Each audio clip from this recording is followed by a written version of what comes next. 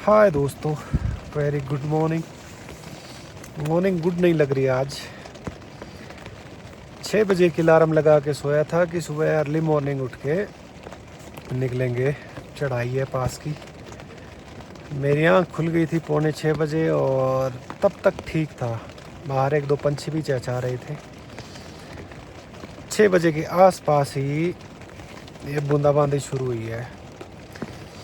तब से अब तक चल रही है, 2 घंटे हो गए हैं। मौसम देखने में बहुत खूबसूरत और सुहावना लग रहा है, पर जो यहाँ रुके हैं और जिनको यहाँ से चलना है अभी, उनके लिए बड़ा मुश्किल है। इधर वैसे ऊपर दिख तो साफ रहा है, बारिश हल्की कम भी हो गई है, बूंदाबांदी अभी भी है। पर एक चीज़ जो मैं आपको बताना चाहता हूँ, बहुत लोग मेरे को कमेंट्स में पूछते हैं कि आपके पास टेंट कौन सा है। टेंट ये है, कंपनी का नाम है गिफेल। 14,500 का टेंट है ये, और इतना बकवास, इतना बेकार टेंट है कि क्या बताऊँ मैं। बस इसीलिए मैंने इसको बहुत रेयरली यूज़ किया है। ले लिया, उसके बाद अब रिटर्न का वो पॉसिबल नहीं हुआ। उन्होंने हाथ खड़े कर दिए, बोले नहीं नहीं ये तो ये है, हमने तो पहले ही बताया था। अब इसकी दिक्कत क्या है, बारिश के बिल्कुल भी काम का नहीं है ये, सिंगल लेयर है। और मैंने मंगवाया था इस लालच में कि लाइट वेट है, ट्रैकिंग ट्रूकिंग पे साइकिल के टाइम का लिया हुआ है, मगर साइकिल पे वेट कम रहेगा। अब इसके अंदर पानी आ जाता है बारिश में। ये देखो, जूते भी भीग गए हैं, मेरा सामान भी, मतलब स्लीपिंग बैग भी भीग रखा है, इस तरफ से भी ऊपर से भी, और सिराने वाली साइड भी सारा पानी है। तो अगर कभी आपको टेंट लेना और गूगल पे सर्च करते करते लाइट वेट के चक्कर में ये दिख जाए आपको, भूल के भी मत लेना। 13,700 रुपये का लिया था मैंने, बहुत बेकार है भाई। 8:30 बज गए हैं। अभी जैसा तैसा गीला विला स्लीपिंग बैग पैक किया है, सामान भी बाहर निकाल लिया है। वेट करने का कोई फ़ायदा नहीं है, ये भी गीला है, इसको भी समेटना पड़ेगा। अब इसके अंदर थोड़ा बहुत पानी बचा है, एक निकाल के और समेटो और इसको निकलो। गीले हैं सामान, इसकी वजह से वेट थोड़ा बढ़ जाएगा, पर क्या कर सकते हैं। और बारिश शुरू हो इससे पहले सामान सारा पैक हो गया है। और इस बार मैंने एक चीज़ ठीक की, ये रेनकोट तो मैंने नेपाल में लिया था, तब से काम आ रहा है मेरे को। नॉर्थ ईस्ट में भी थोड़ा सहारा मिला। और जो बैग है, बैग के ऊपर भी एक रेन कवर मैंने आने से पहले भी घर पे मंगवा लिया था। 300 रुपये का आया था आई थिंक। तो अभी आगे अगर रास्ते में बारिश होगी तो कोई टेंशन नहीं है, खुद के भीगने की भी और सामान के भीगने की भी। रात को चलो, अब सुबह जो भीगा जो भीगा।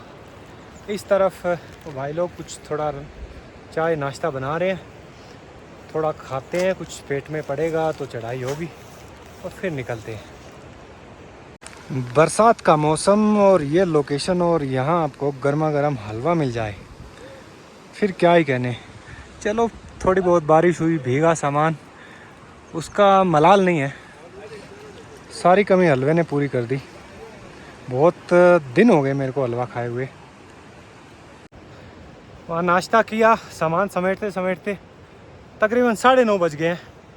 अब देखो धूप भी निकल आई है। 1 घंटा पहले ऐसे था कि यार और बारिश ना हो, और थोड़ी देर में एकदम मौसम साफ। अब हो गया मॉनसून शुरू हिमाचल में, तो मौसम का कोई ज़्यादा भरोसा नहीं है। थोड़ी देर में साफ, थोड़ी देर में बादल। अब बस ये है कि एक बार रूबिन पास क्रॉस हो जाए, फिर कोई परवाह नहीं है, उसके बाद डाउन ही डाउन है। नज़ारा तो खूबसूरत है, सारी मौसम की मेहरबानी है। बादल अगर आए होते तो कुछ नहीं दिखाई देता। यहाँ से देखो आप तीनों झरनों का जो नज़ारा है, नीचे ग्लेशियर का टुकड़ा जमा हुआ है, वहाँ पर ये है लोअर वाटरफॉल, उसके बाद ये है मिडल, और फिर सबसे ऊपर जो धार दिख रही है वो है अपर वाटरफॉल। अब चढ़ाई चढ़नी है, इस तरफ से एकदम खड़ी चढ़ाई है, और चढ़ के सारे वाटरफॉल क्रॉस करके फिर इस तरफ है रूपिन पास। कल जैसा मैं बता रहा था आपको, यहाँ छोटे मोटे कम से कम 10 झरने हैं। एक उस तरफ है, वहाँ हमने टेंट लगाया था। 2-3 ऊपर से छोटे छोटे पतली धारें उधर से दिख रही थी। इस तरफ से भी धार आ रही है 2। और ये चढ़ाई इस तरफ जानी है तो ये भी एक छोटा वाटरफॉल है। इसके 2-3 लेयर्स दिख रहे हैं मुझे। फिर ये आ गया जो ट्रिपल स्टेज वाला वाटरफॉल, बड़ा सबसे। और उधर से भी यहाँ से देखो, ये चढ़ाई चढ़ के फिर उस झरने के नीचे से इस तरफ चढ़ना है। ये इंडिया हाइक्स वालों का आखिरी ग्रुप है इस सीज़न का। थोड़ा रिस्की है यहाँ से क्रॉस करना। पहले ये ग्लेशियर का टुकड़ा है, फिर ऊपर से पानी का नाला। यहाँ इस झरने के नीचे से निकलने के अलावा और कोई चारा नहीं है।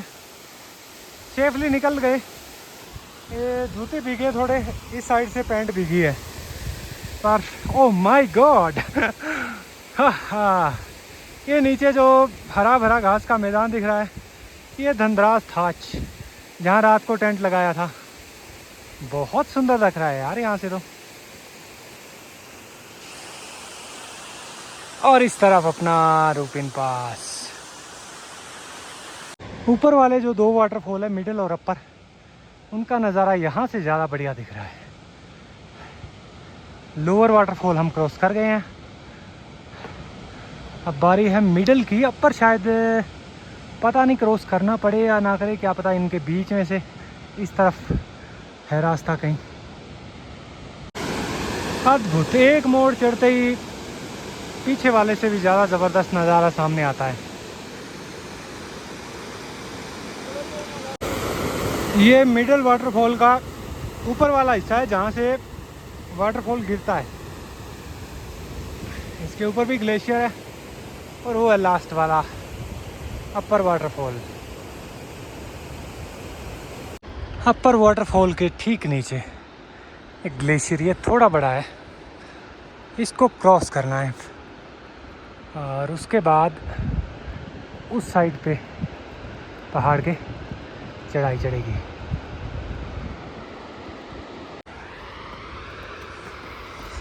अभी तो ठीक है, मतलब क्रॉस करने लायक है। जैसे जैसे धूप लग रही है, डेली थोड़ा थोड़ा पिघल ही रहा है ये। Oh my God. अब आप सोचोगे कि ये इतना बड़ा पत्थर बर्फ़ के ऊपर कैसे आया। इसके नीचे से बर्फ़ तो जम नहीं सकती। ये असल में जैसे ही बर्फ़ पिघलती है ना, ऊपर से छोटे बड़े पत्थर गिरते रहते हैं। कल शाम को भी देखा था हमने, वहाँ पर इस तरफ से आवाज़ आ रही थी, पत्थर गिर रहे थे। ये ग्लेशियर पार करके अब ठीक मैं जो अपर वाटरफॉल है उसके नीचे बैठा हूँ। मतलब लिटरली नीचे नहीं, पर आप कहने का भाव समझिए कि यहाँ से पूरा वाटरफॉल दिखाई दे रहा है, एकदम बढ़िया, फर्स्ट क्लास। और अब चढ़ाई जो है वो पीछे वाला जो पहाड़ है ये है। इस पहाड़ के पीछे धनराज थाच, जो कि अब दिखाई देनी बंद हो गई है। नीचे इंडिया हाइक्स वालों का ग्रुप। और ये झरना, हमको जाना है इस तरफ। यहाँ से ऊपर से जाके फिर शायद इस तरफ ऐसे ट्रेल है। धीरे धीरे चढ़ते चढ़ते अपर वाटरफॉल भी क्रॉस कर लिया हमने। वाह, यहाँ से नीचे का नज़ारा, एक बड़ी चट्टान है, सारा व्यू दिख रहा है। अद्भुत है ना, कमाल। वो उधर है जहाँ पे टेंट लगाया था कल, धनराज थाच। और वहाँ से पूरा रास्ता ऐसे चढ़ते चढ़ते चढ़ते चढ़ते ये नीचे वो ग्रुप बैठा है अभी ग्लेशियर क्रॉस करके। ये चढ़ाई बहुत खड़ी है, चढ़ाई तो सारी खड़ी है आज। एक तो एल्टीट्यूड ज़्यादा है, शरीर ज़्यादा थक रहा है थोड़ी थोड़ी देर में, और फिर क्लाइंब भी स्टीप है, पर व्यू बहुत कमाल के हैं। ये कैंप साइट अपर वाटरफॉल की है, समेट रहे हैं एक ग्रुप तो, और एक शायद आज रुकेगा जो नीचे वाला आ रहा है। यहाँ से वाटरफॉल नीचे गिरता है, वो देखते हैं अगर गिरता हुआ यहाँ से दिखाई देता है तो, ऐसे मुझे लगता नहीं। और ऊपर से जो उधर बादल आ रहे हैं तो यहाँ ज़्यादा देर रुकने का कोई मतलब भी नहीं बनता। ये देखो उस तरफ भी उन पे बादल घेरा देना शुरू हो गए हैं।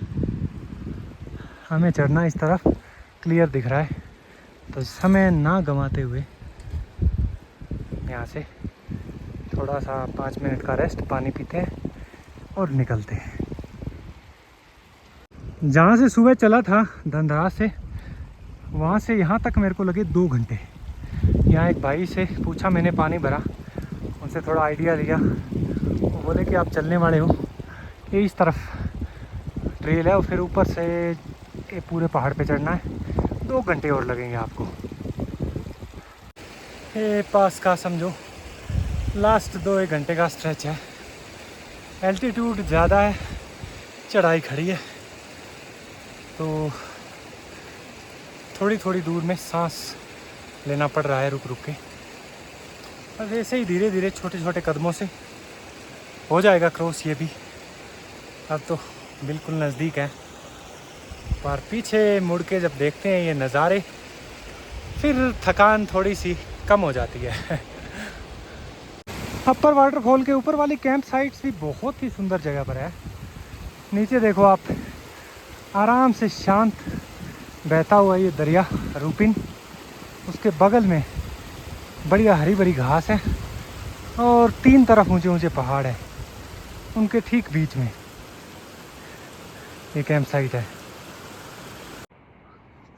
क्या शानदार व्यू है। वो पहाड़ तो चढ़ गया हूँ मैं, अब सामने वाली साइड देखो, वो ऊपर कितना प्यारा घास का मैदान है। ठीक उसके नीचे पहाड़ की जो चोटी है, इधर वालियों को धुंध ने घेर लिया है। हम चढ़ रहे हैं इस तरफ। ये जो पत्थर दिख रहा है वहाँ जाके हमको थोड़ा अंदाज़ा लगेगा कि पास किस तरफ है, कितना दूर है। नीचे वो भाई बता रहे थे कि अगर टॉप के आसपास फॉग आ गई ना तो ट्रेल ढूंढने में थोड़ी मुश्किल हो गई, क्योंकि बीच में थोड़ा स्ट्रेच ऐसा है, इसमें से पगडंडी जैसे पैरों के निशान दिखाई नहीं देते, ऐसे पत्थर वाला। और वहीं पे मैं आ गया हूँ और यहीं पे धुंध आ गई। पर अजीब मौसम है यार, एकदम से धूप भी तेज़ खिल जाती है, चारों तरफ धुंध है। चलो थोड़ा आगे आके अंदाज़ा लग तो रहा मेरे को कि ये ही रास्ता होना चाहिए। मेन बात है ऊपर टॉप हो कोई और झंडे दिख जाएंगे ना जहाँ, वो रूपिन पास होगा।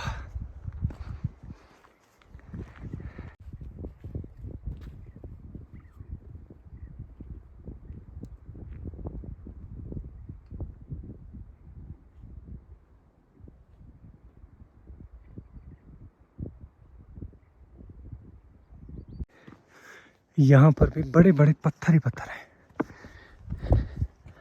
पर अब ज़्यादा नहीं सोचना, हमको चलते जाना है सीधा। कहीं ना कहीं आगे जाके फिर हमको मिल जाएगी ट्रेल। ये फॉग ना होती ना तो यहाँ से लगभग अंदाज़ा लग जाता पास का। चलो फिर मिल गई।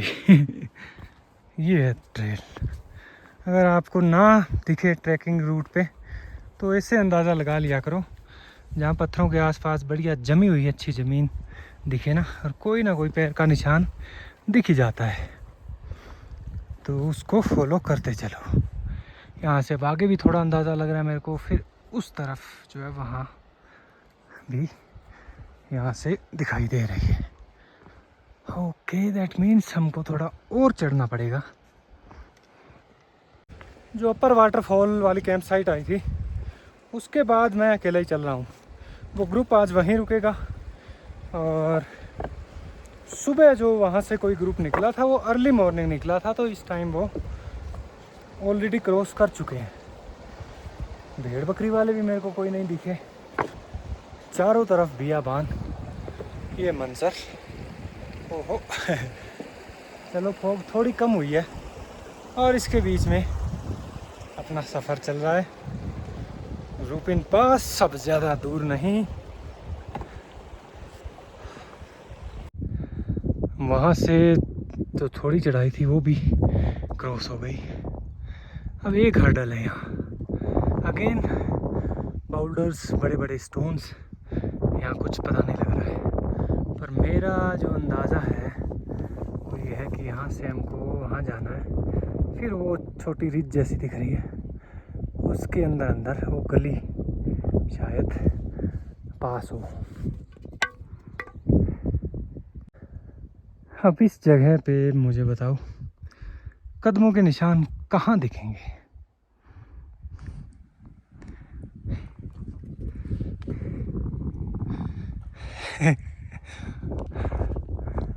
कदमों के निशान तो दूर, कोई भी निशान नहीं दिखेगा, कोई निशानी छोड़ के भी जाए तो भी। बस ये यहाँ तक पहुँच गया ना मैं, वहाँ का मुझे अंदाज़ा है कि कुछ ना कुछ क्लू मिलेगा हमको। वहाँ से उस पहाड़ के ऊपर तो पहुँच गया हूँ मैं, बट यहाँ कोई फ्लैग्स तो नहीं दिख रहे हैं। इस तरफ एक छोटी लेक जैसी एक वाटर बॉडी है, और बाकी ये जो फॉग है इसने सारा का सारा जो व्यू है वो ब्लॉक कर दिया है। अदरवाइज़ हमको कोई पास का झंडे वगैरह ऐसा कुछ दिखता। थोड़ा पहाड़ के ऊपर इधर उधर टहल के मेरे को ये दिखाई दिया, कुछ पत्थर इकट्ठे कर रखे हैं, तो ये एक तरीके का पूजा स्थल भी मान लो, और एक साइन बोर्ड भी होता है ऐसे इलाकों में, जिससे अंदाज़ा लगता है कि आप ठीक डायरेक्शन में है कहीं ना कहीं। और यहाँ पे ये पगडंडी मेरे को दिखी है, अब इसको फॉलो करना है।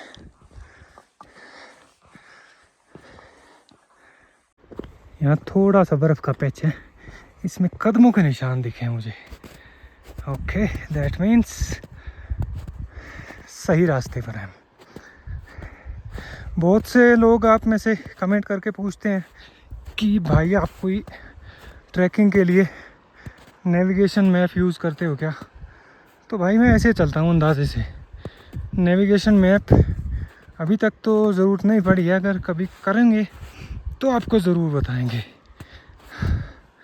क्योंकि अभी तक मोस्टली इन ट्रैक्स पे मुझे लगता है भेड़ बकरी वाले भी चलते हैं, ट्रैकिंग रूट पे जो ट्रैकिंग ग्रुप्स हैं वो भी चलते रहते हैं, तो कहीं ना कहीं ट्रेल का अंदाज़ा रहता है। ये पहला ट्रैक है जिस पे ये लास्ट वाला स्ट्रेच ऐसा है जिसमें आपको थोड़ा सा मशक्क़त करनी पड़ती है। ये वो छोटी सी लेक जैसा तालाब बना हुआ जो, और ये धार जो देख रहे हैं आप, ये समझो यहाँ से रूपिन नदी का उद्गम हो रहा है। इस जगह से ऊपर जो बर्फ़ पिघलती है, रूपिन पास इधर है, वहाँ से जो धार फूटती है ये आगे जाकर रूपिन नदी का रूप लेती है। अब भी यहाँ से मेरे ख्याल में हमको ये पार करके उधर चढ़ना है। यहाँ ये पत्थर डाल के पार करने की एक जगह बनाई गई है, तो ये भी एक निशानी है कि हमको पार ही निकलना है। ओके, हाँ,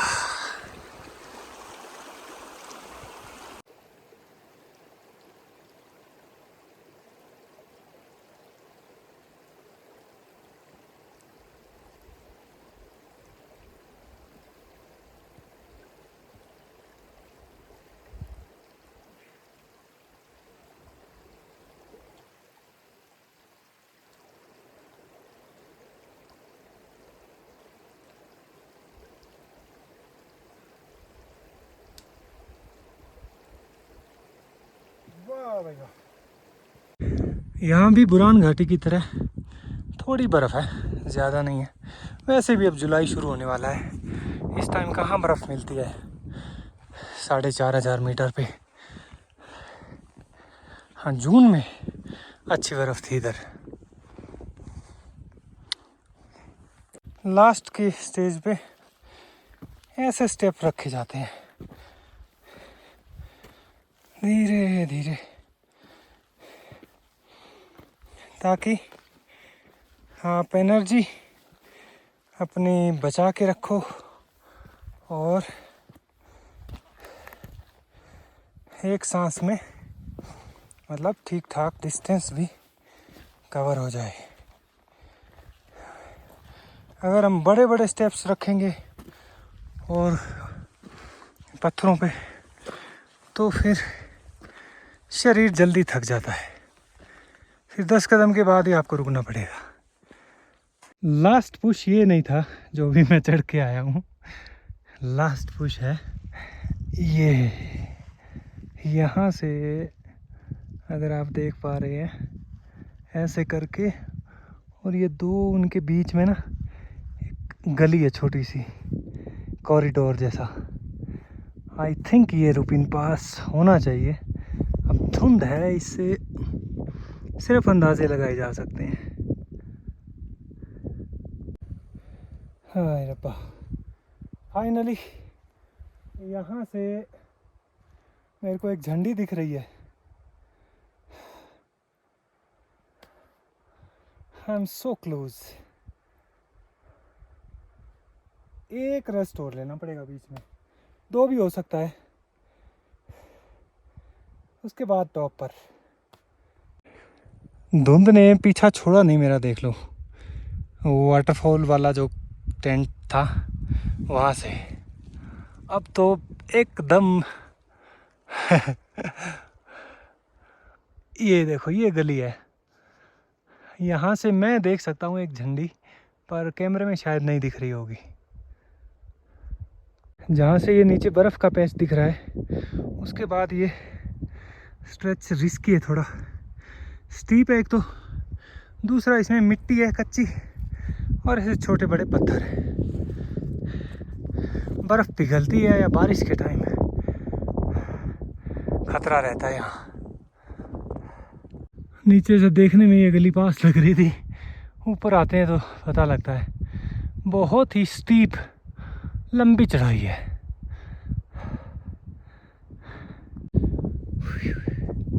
बहुत टफ है यार लास्ट वाला ये। 1 किलोमीटर मान लो, 1.5 मान लो, जितना भी है, 1 से कम भी हो सकता है। यहाँ पर अब मुझे त्रिशूल दिख रहा है, एक झंडा है।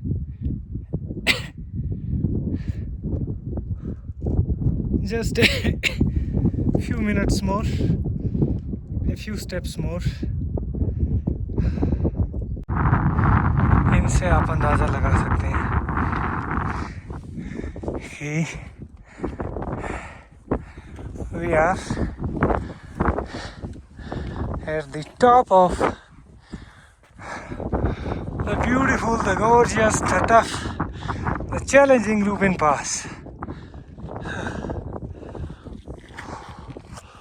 ओए होए, टॉप पर चल में ये, ओह माय गॉड, हाँ,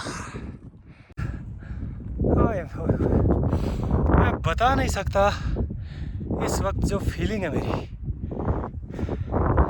क्योंकि अभी तो मुझे ऐसा लग रहा है 1 मिनट बैठ के पहले सांस लें आराम से।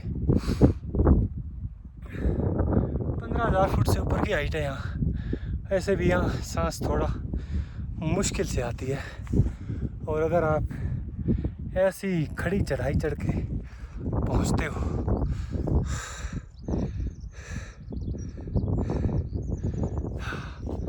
फेस थोड़ी और मुश्किल से आती है। यहाँ झंडा है और उधर त्रिशूल भी है, भोलेनाथ और बुद्धा फ्लैग्स दोनों एक साथ विराजमान है। पहाड़ों पे इनका ही राज चलता है ज़्यादातर, दोनों का। हो। और इस तरफ ये मेरे पीछे किन्नौर वैली, क्या कमाल का नज़ारा है। इससे पहले कि धुंध आए मैं ये नज़ारा दिखाता हूँ आपको। से 360 डिग्री व्यू लीजिए, ये इस तरफ का नज़ारा है और इस तरफ से मैं, अरे वो तो देखो दिखना ही बंद हो गया नीचे से, इतनी स्टीप क्लाइंब थी ये, चढ़ के आया हूँ। और ये मेन जो निशानियाँ आप कह सकते हैं, त्रिशूल है, बुद्धिस्ट फ्लैग्स है कि रूपिन पास की, हर हर महादेव। और ये इस तरफ आपके सामने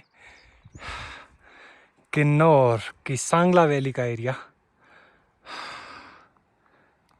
है ना, कमाल। अब यहाँ ठंडी हवा चल रही है बहुत और धुंध भी आ रही है, नीचे इस तरफ थोड़ी रोशनी दिख रही है। बेटर ये है कि 1-2 मिनट में 2-4 फ़ोटो वोटो खींचो और यहाँ से निकलो। चलो जी, भोलेनाथ बुद्धा जी को अलविदा करते हैं और करते हैं रवानगी नीचे सांगला की तरफ। है इस तरफ भी पथरीला एरिया, स्नो भी है थोड़ी बहुत, पर उधर के मुकाबले टेरेन ठीक है इस तरफ, चाहे आप चढ़ रहे हो चाहे आप नीचे उतर रहे हो।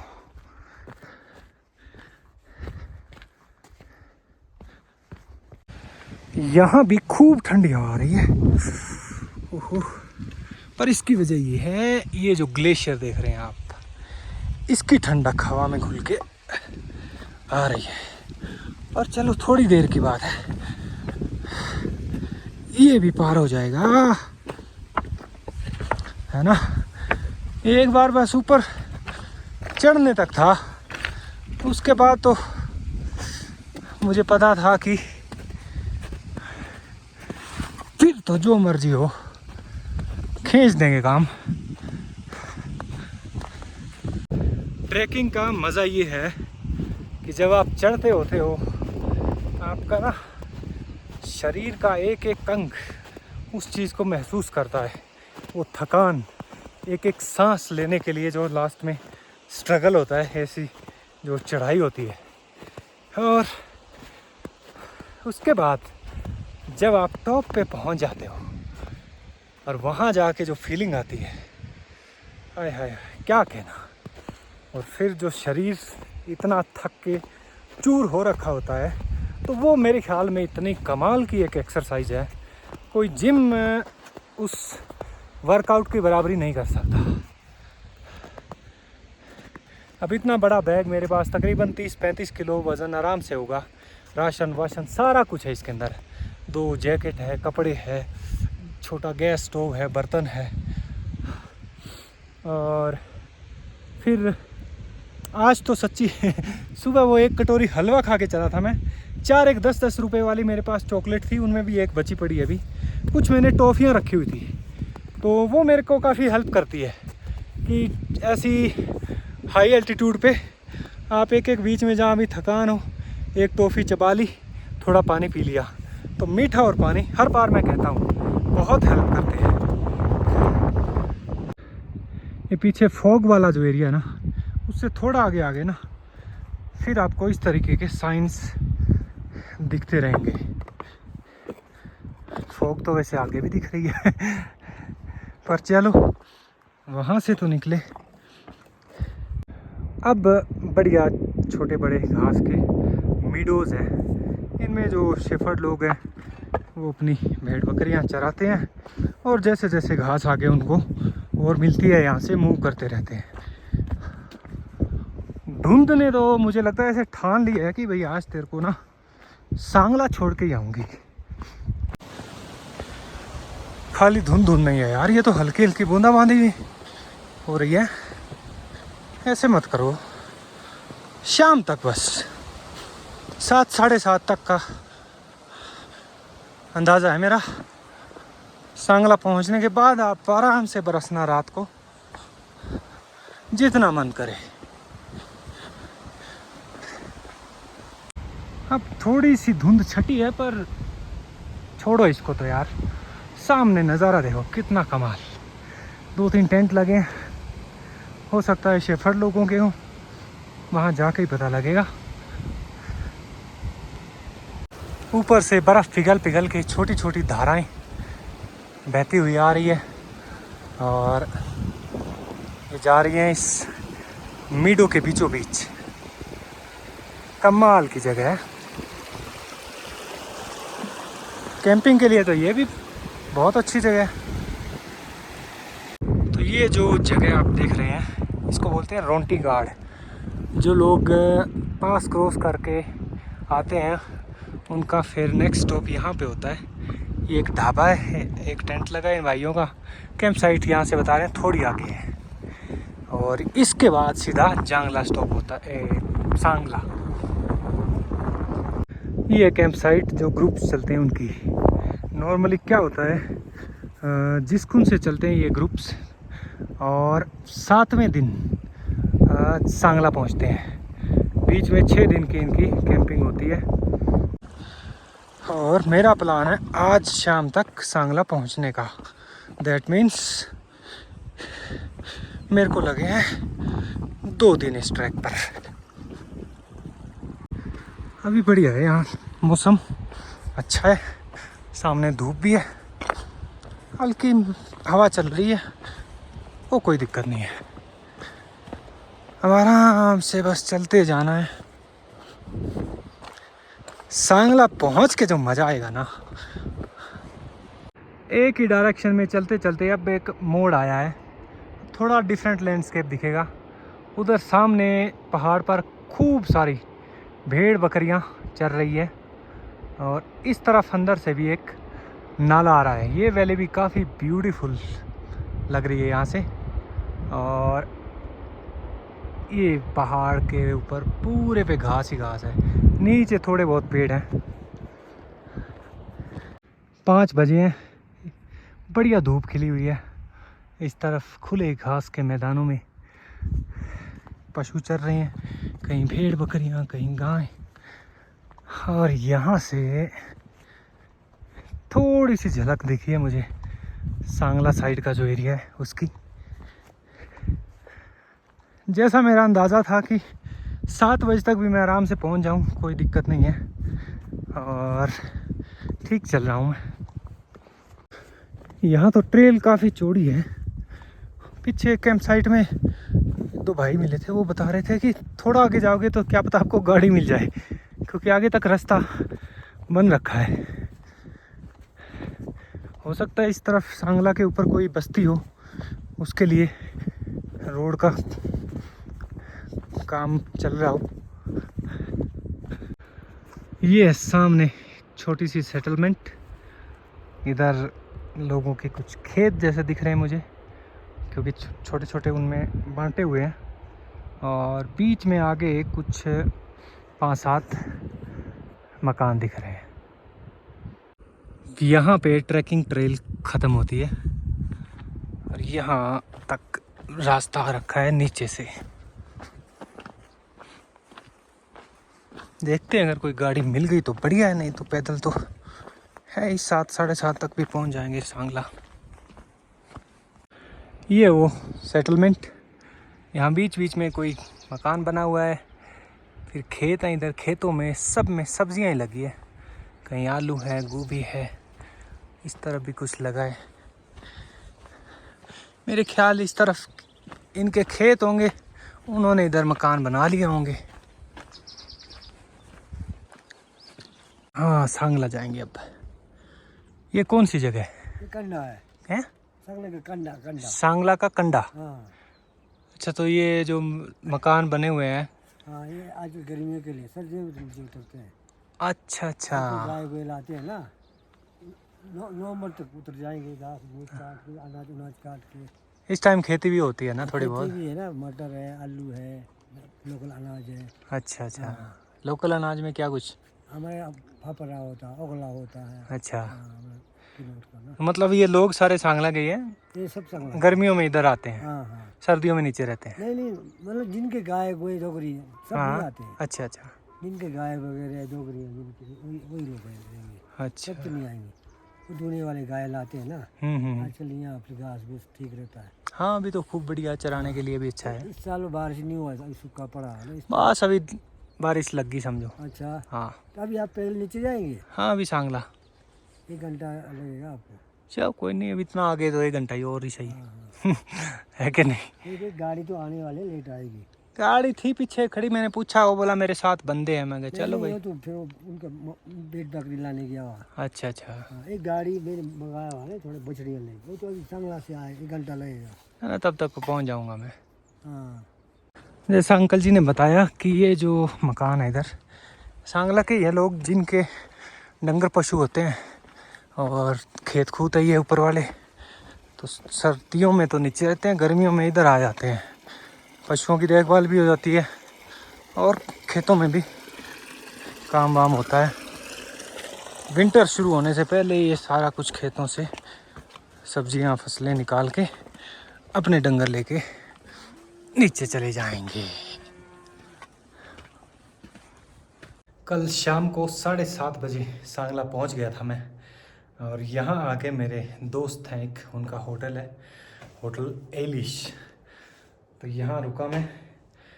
अभी सुबह उठ के फ्रेश हुआ, बढ़िया बियर्ड वियर्ड बनाई है, नहाए हैं, कपड़े धोने के लिए डाल दिए। ये एरिया दिखाते हैं आपको कैसा है, बड़ी प्यारी जगह ये है जी कमरा, बाथरूम, बढ़िया गर्म पानी मिला नहाने के लिए। सारा सामान मेरा बिखरा पड़ा है क्योंकि स्लीपिंग बैग, टेंट और 2-4 चीज़ें और जो सुखाने के लिए डालनी वो बाहर डाल रखी है, बाकी जाते हुए समेटेंगे। ये कमरा बढ़िया फर्स्ट क्लास, और यहाँ से बाहर का नज़ारा वाह। ये बगल में ही सेब का बगीचा है, यहाँ बैठ के आप इन पहाड़ों को निहारो। I love Sangla, what a beautiful sight. यहाँ इनका पार्किंग स्पेस है, उधर मैंने स्लीपिंग बैग और टेंट सूखने के लिए डाल रखा है। सांगला बाज़ार से बाहर निकलते ही थोड़ा आगे है, ऊपर भी इन्होंने बड़ी बढ़िया वो बना रखी है जहाँ पे बैठ के आप इन पहाड़ों को नज़ारों का आनंद ले सकते हैं। और जो ऊपर वाले कमरे हैं ये 2-3, इनकी इस तरफ की सारी जो दीवार है वो शीशे की बनी हुई है, अंदर पर्दे लगे हैं। तो अगर आपको बेडरूम से डायरेक्ट माउंटेन्स का व्यू देखना है तो ऊपर कमरों से मिलेगा। नीचे आई थिंक इनके डॉर्मेट्री है 1 या 2। ऊपर जो शीशे वाले कमरे हैं वो दिखाते हैं आपको। बालकनी, ये जो गैलरी है इसकी ठीक सामने आपके देखो बगीचा।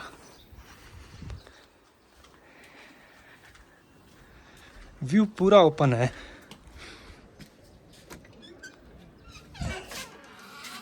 Okay, this is the room, अंदर अटैच बाथरूम, और यहाँ बेड पर लेट के सीधा आप पर्दे हटाइए, इन पहाड़ आपके सामने लेटे लेटे। है ना कमाल की जगह। ऊपर वाले रूम्स के साथ इन्होंने एक और स्पेस तैयार किया है, इसको भी बोल रहे हैं थोड़े दिन में डाइनिंग हॉल बना रहे हैं। तो यहाँ आप बैठे बैठे डिनर करते, खाना खाते टाइम भी ये पहाड़ों का नज़ारा आपकी टेबल के ऊपर रहता है। सो स्लीपिंग बैग सूख गया, टेंट भी almost, and that's it from Rupin pass. Sangla आओ तो ये लोकेशन याद रखना, बड़ा खूबसूरत सा ठिकाना है ये, कैफ़े एलिश एंड रिट्रीट। अगर ना पता हो, जोस्तल के बिल्कुल बगल में है और मार्केट से 500 मीटर आगे बाहर निकल के, एकदम शांत जगह है, भीड़ भाड़ से दूर। ये भाई है, इनका नंबर मैं नीचे डाल दूंगा डिस्क्रिप्शन में। कभी भी सांगला आने का प्लान हो तो इनसे कांटेक्ट आप कर सकते हैं। मिलते हैं फिर आगे के सफ़र पे जल्दी।